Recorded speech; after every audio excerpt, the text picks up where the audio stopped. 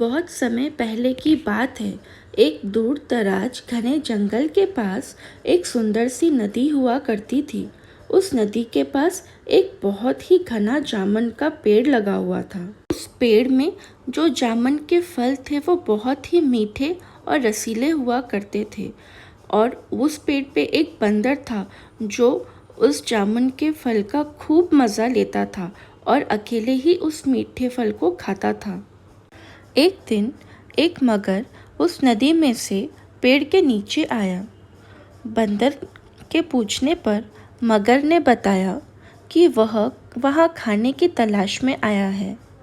इस पर बंदर ने पेड़ से तोड़कर बहुत से मीठे फल मगर को खाने के लिए दिए। इस तरह बंदर और मगर में दोस्ती हो गई। अब मगर हर रोज़ वहाँ आता और दोनों मिलकर खूब फल खाते। बंदर भी एक दोस्त पाकर बहुत ही खुश था। एक दिन बातों ही बातों में मगर ने बंदर को बताया कि उसकी एक पत्नी है जो नदी के उस पार उनके घर में रहती है। तब बंदर ने उस दिन बहुत से मीठे फल मगर को उसकी पत्नी के लिए साथ में ले जाने के लिए दिए।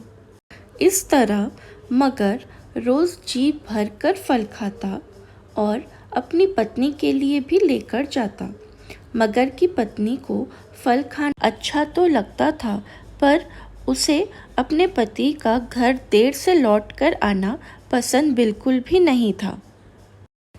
एक दिन मगर की पत्नी ने मगर से कहा कि अगर वह बंदर रोज़ रोज़ इतने सारे मीठे फल खाता है तो उसका कलेजा कितना मीठा होता होगा। मगर की पत्नी ने मगर से कहा कि मुझे उस बंदर का कलेजा खाने का बहुत ही मन कर रहा है। मगर ने उसे बहुत समझाया पर वह नहीं मानी।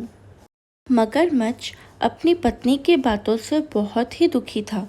उसे यह समझ नहीं आ रहा था कि वह अपने दोस्त बंदर को किस तरह बताए कि उसकी पत्नी उसका कलेजा खाना चाहती है।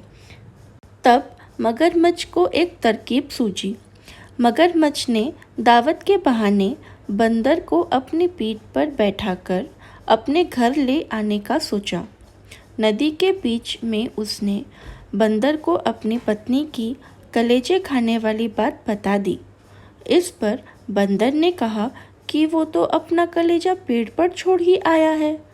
वह उससे हिफाजत से पेड़ पर रखता है, इसलिए उन्हें वापस जाकर कलेजा लाना पड़ेगा। बंदर ने बड़ी ही चालाकी से मगरमच्छ को अपनी बातों में फंसा लिया, क्योंकि बंदर तो बहुत चालाक था और उसने मगरमच्छ को वापस पेड़ के पास छोड़ने के लिए भी मना लिया। तो जैसे ही मगरमच्छ ने बंदर को वापस पेड़ के पास छोड़ा, बंदर ने फट से छलांग मारकर पेड़ पर चढ़ गया। उसने हंसकर कहा कि अरे, तुम तो कितने मूर्ख हो, तुम तो मूर्खों के राजा हो। घर जाओ और अपनी पत्नी से कहना कि तुम दुनिया के सबसे बड़े मूर्ख हो।